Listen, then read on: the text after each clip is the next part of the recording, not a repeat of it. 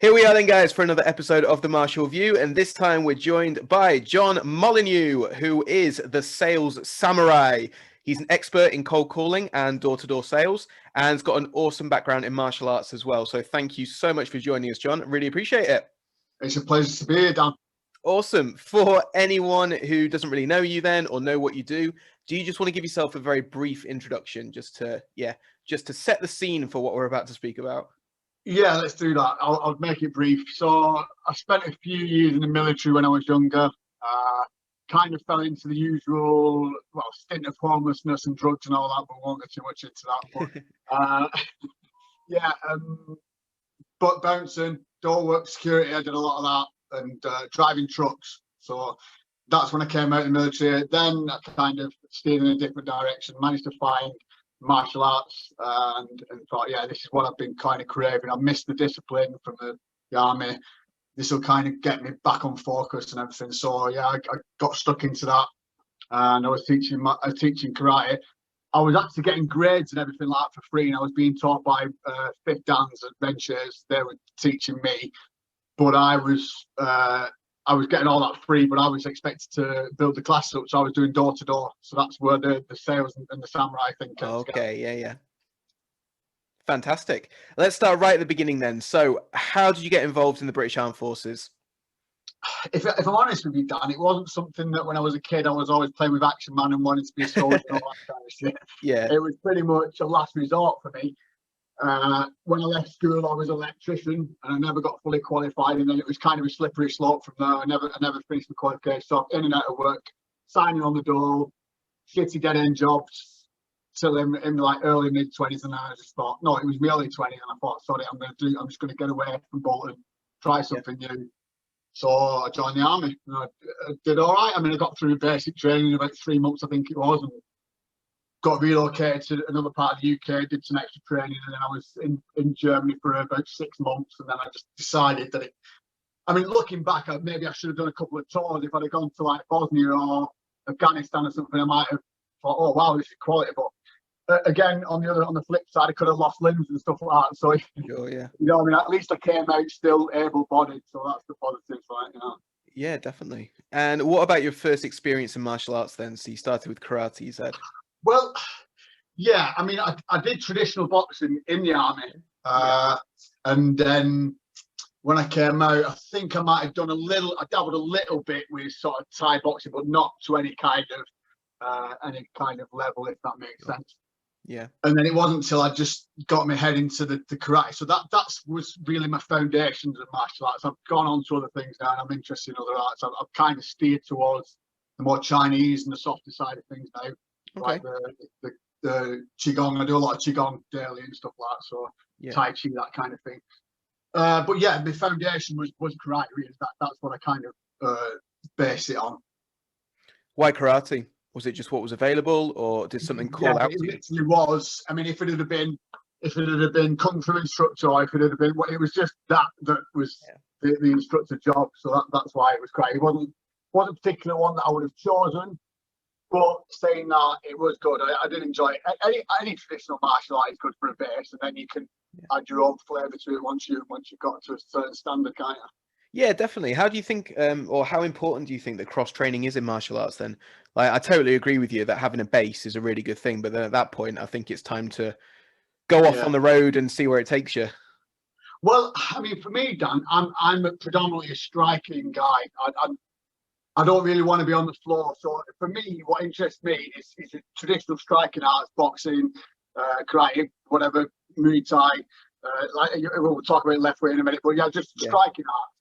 But I quite like the idea of having a bit of judo. I'm quite interested to learn a bit of judo so I can take you down as well. But I don't really want to be on the floor if I can help it. So BJJ is not my thing. I have done a little bit of grappling, but and respect to it as an art. But I'd rather be on my feet, and if it's gone to the floor, then I'm in a bad place. Yeah, I think people generally tend to kind of fall into one of the categories, don't they, of being a striker, being a grappler, or being someone comfortable on the floor. And yeah, I'm definitely more of a stand-up guy, I think. But yeah, definitely. Yeah. Cool. You just mentioned Lethwei then. So you and another guy that you fought were the first people to fight Lethwei in the UK. Is that correct? It is, yeah.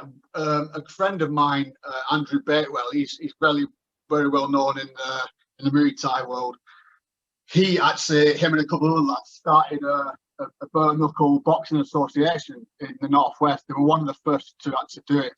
I think the first event they had was literally on a car park, and they just did a makeshift ring, and they had, had a bit of like bare knuckle stuff. So he was one of the leaders. I think he's kind of got licensed now, and he's a bit more accepted, and there's quite a few different clubs doing it. But he was definitely one of the pioneers. And since then, he's been running successful shows. I think he's probably done about 8 or 9 now, not something like that. Wow. Burfist Boxing Association, they call it, you might know. Anyway, so I think I fought on about the 3rd or the 4th one. I just did a normal a gloved bout. I had a normal boxing fight. And then I think it was, I can't remember which show it was, but a couple of shows later, I did the Lethwei, which was bare knuckle, well, apart from hand wraps. But it's like Muay Thai, but you can headbutt. So yeah, you can actually that was I don't think I actually managed to do any headbutts. It's a very unusual sort of technique to use, especially in a ring. You're not used to it. Maybe if you're on the street or at the pub or something, it might be a bit more natural. But when you're actually in a ring, it's quite an unusual concept. But yes, it is legal to headbutt, and you can also actually be knocked out. This is proper Lethwei rules in Myanmar, where it comes from. Yeah, you can actually be knocked out and still fight. If your corner can revive you in like 30 seconds or something, you can go at it again after being knocked out. Wow. Which I think is pretty like unheard of, isn't it, really? Yeah, definitely. Yeah, normally knockout, that's it, done. Sorry. No, yeah. Don't go on, wake him up, splash him water, go. You'll be all right. Come on, crack on. What was the experience like then for you fighting that? Like, how did your training change? They're like more nerves than usual, just because there is a bit of a step up, I suppose. Like, well, elbows. For me, it was kind of a natural progression, and all the training that I've been doing was pretty much Muay Thai, because it practices in Muay Thai training, because there isn't that much in the way of Lethwei. There isn't any Lethwei schools that I know of. I mean, it is getting a little bit more popular in the UK now, but I mean, at the time there was none. There was no way to train in it. So I just did Muay Thai training really in preparation for it. And the only thing that kind of hindered me, I thought, I mean, I lost the fight, but the bloke that I fought, he was actually from the same village as me in Bolton. I mean, I live in a different part of the country now, but we were actually from the same village. And he was supposed to drop down a weight. I think I was about 90, hovering around 92 kilograms, and he was 100 and something. And he was supposed to come down to 95. And I was like, well, if I've got a few kilo underneath that, I'm not too bothered, but he didn't lose any weight. Right, so that's a big weight difference. So, it's a completely different weight division, isn't it? Yeah. I mean, I don't know. But I definitely knew about it when we were in the ring, because it was like being kicked by a mule, you know what I mean? when the fight was over, my legs were like black and blue, top to bottom. So But it was a good scrap, a good fight. Excellent. You're now known then, obviously, for your sales samurai. So teaching people about sales, cold calling, various things about that. When did you first get interested in selling and marketing and in that kind of the business world? Well, that's the funny thing. I didn't really show any interest in it at all. The only reason I persevered with that was to sort of tie in with getting my martial arts. The belt was the drive that I was getting the black belt. And the fact that I did cold calling and sales and all that was just part of what I did.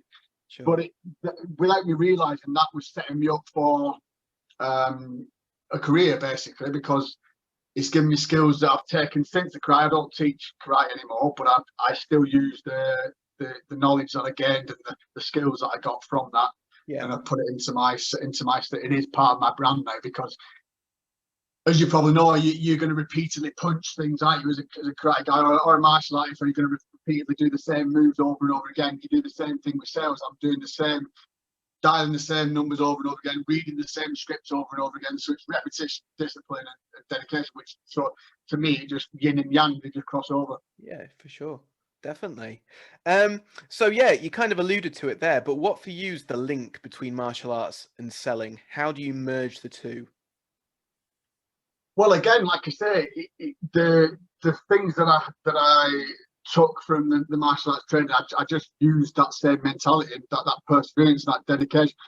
patience as well. When you're teaching a kid, and you're doing the same, you're trying to do the same kata over and over again, he's not getting it. You have to have that patience. Or it's the same when you're trying to sell somebody that they're not quite going over the line, they're just hesitant or they're backing off, or you've got to follow up. You've got to have that same patience. You can't just throw the towel in with that 5-year-old kid just as you can't throw the towel in with the person you're trying to sell or cut that deal with. Some people have just a natural, maybe fear of selling. They've got a product, it's a good product, people like it, but some people, or it works both ways. Some people are a little bit nervous, a little bit anxious about getting to the crux of it and actually, making the deal, closing the deal and selling themselves, where others naturally excel at this. So what do you think? What are some kind of tips for people that are maybe a little bit nervous about selling, maybe school owners that are trying to sell their classes, selling courses online perhaps at the moment, which is obviously a big thing because we're all locked down.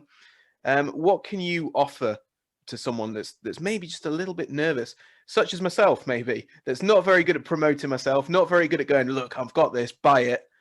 How do you get someone to be better at that? Right. Well, there's a few things really. It comes up time and time again, Dan, whether it's coaches. I speak to a lot of coaches, but a coach to me is very similar to a martial arts instructor, especially if you're running it as a business. So you're very good at what you do.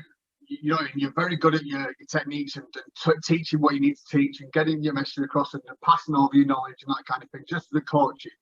But when it comes to taking money off somebody, you don't like to do it. Yeah. But the way I look at it, and I say this to everybody, is if you're confident in yourself and you're confident in your product that it will work and help the individual, you should have no fear or hesitation. It should just be a smooth process because you should be able to show them the value of what they're investing. If anything, the value of it should 10x, 20x, 30x what the actual investment is. So what they benefit, what they get from that investment should be a no-brainer for them. Definitely. And if you put that across to them and you're confident that it's going to do that and you can paint this picture for them in 12 or 18 months' time, then you should have no issues with asking for the investment or the cash.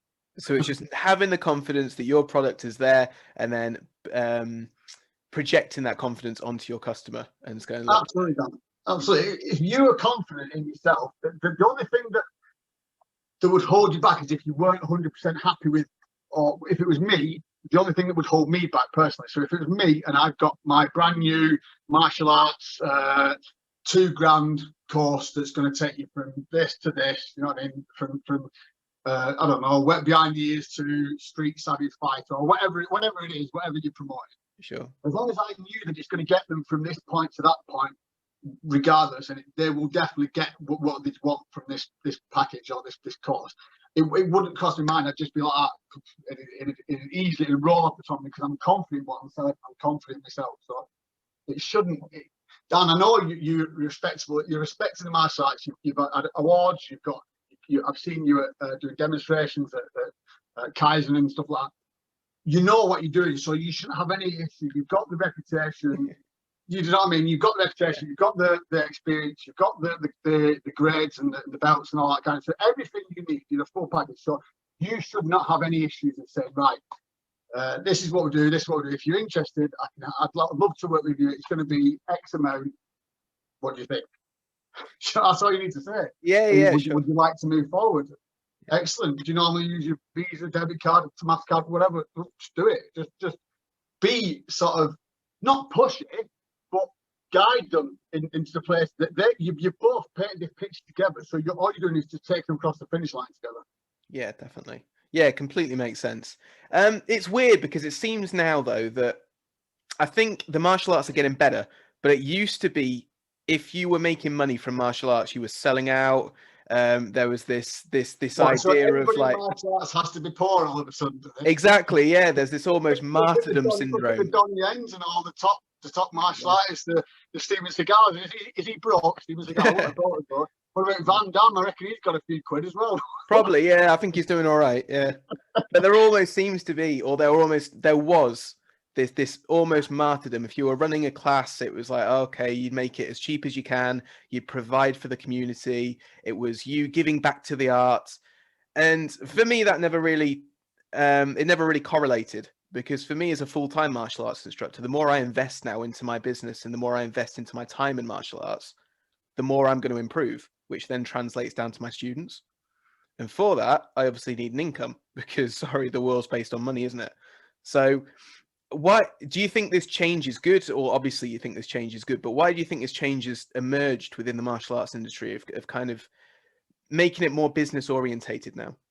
Because it has to, because gone are the days where you get, we're not living in China where a master just decides to take on one student and he teaches him everything he knows and that's it. It doesn't work like that, does it? You get big towns or big cities with a handful of decent instructors and they teach classes or whatever. It's not like the old school ways, is it? So if you're going to do it full time, you have to run it like a business. So there has to be money involved. You have to have monthly fees or whatever. It's like running a gym or any other kind of CrossFit. Yeah. Nobody calls CrossFit gyms for making money out of it, do they? Or nobody calls like your regular gyms money grabbers for running a gym and having people train there. So why is it any different from martial arts trying to make a living from it? It's true. Yeah, I completely agree. And I hope that the industry, I think it is, to be fair, you've got some really good guys now leading the way in terms of business and giving people the tools to kind of build their businesses up to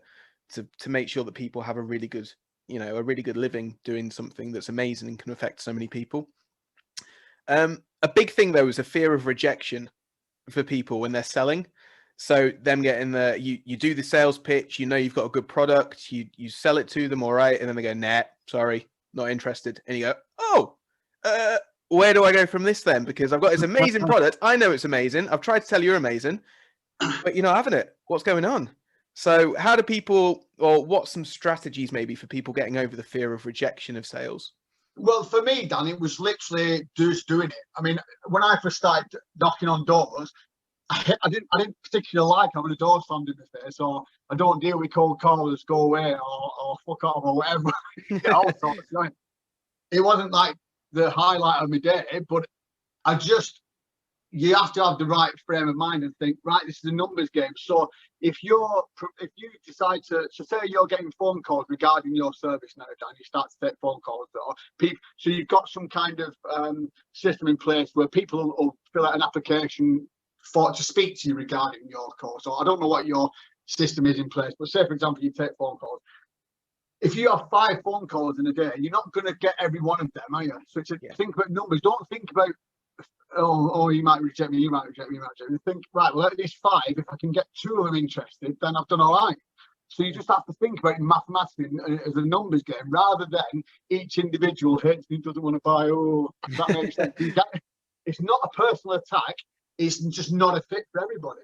Yeah, you're never gonna. As a salesperson, I mean, but you are a salesperson without even realize it. So as a salesperson, your product is not a one size fits all. So the fact that you just pitched him and you're really happy with your pitch, if he doesn't buy it, it's probably because he just doesn't want it. Yeah, it's nothing to do with how good it is, or it's just not a fit for him.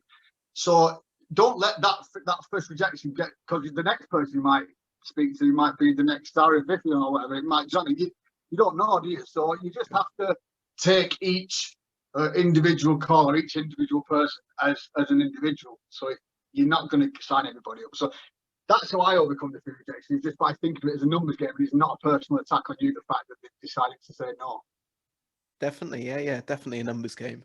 What do you think about the customer journey then? How does the customer journey work for you from getting a prospect maybe and then taking them through that journey up to becoming a client or a customer?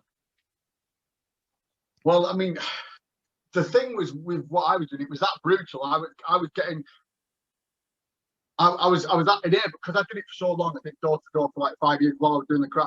I got to a stage where I could knock on a door in the afternoon, like 4 or 5 o'clock.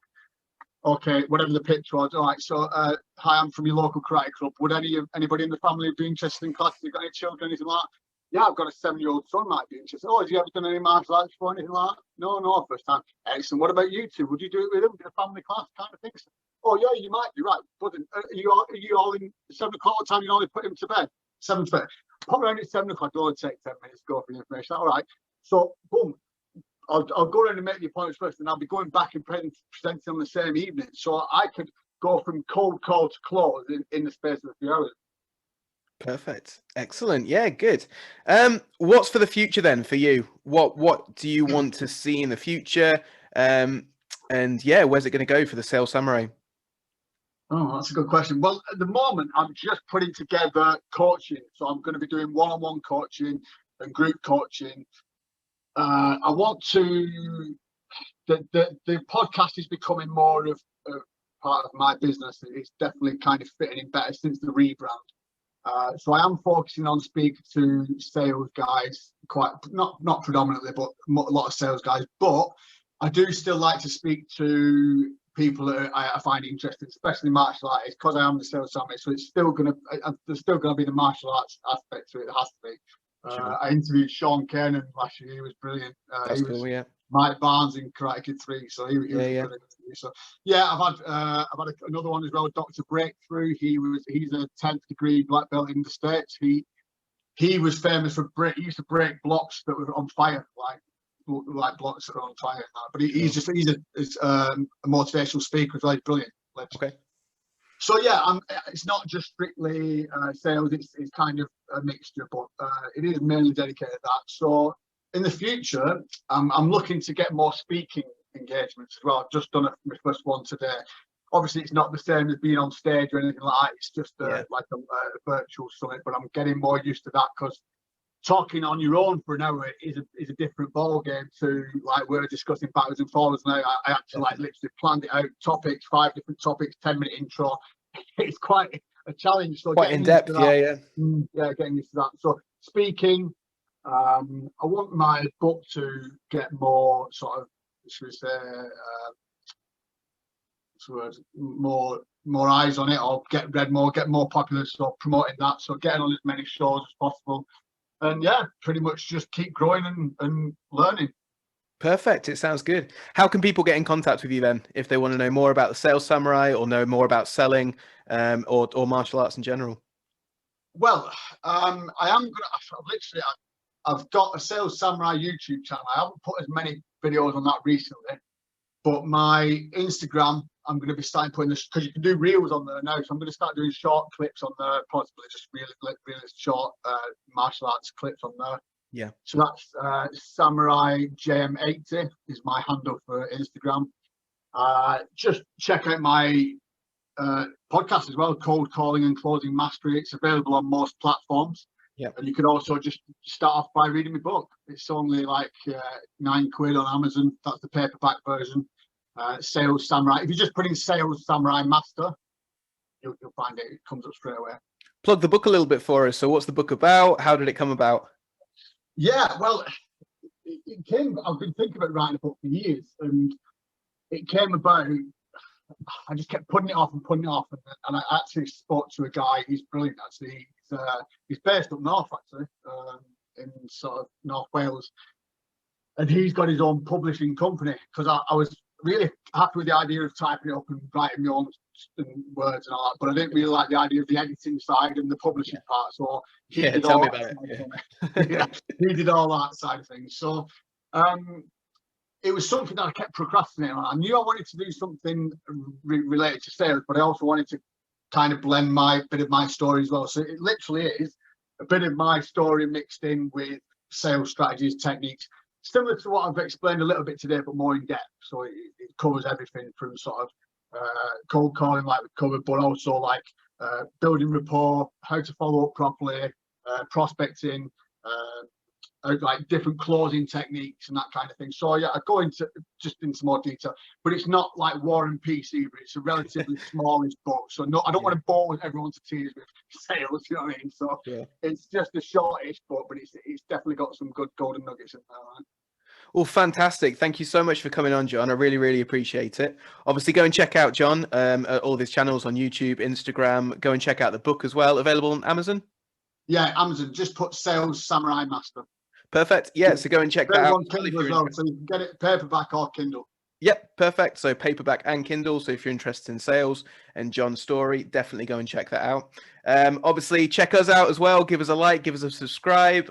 Check us out, obviously, on the podcast channels, YouTube, and Martial Masters is also available on Amazon now, with Volume 2 coming in spring 2021.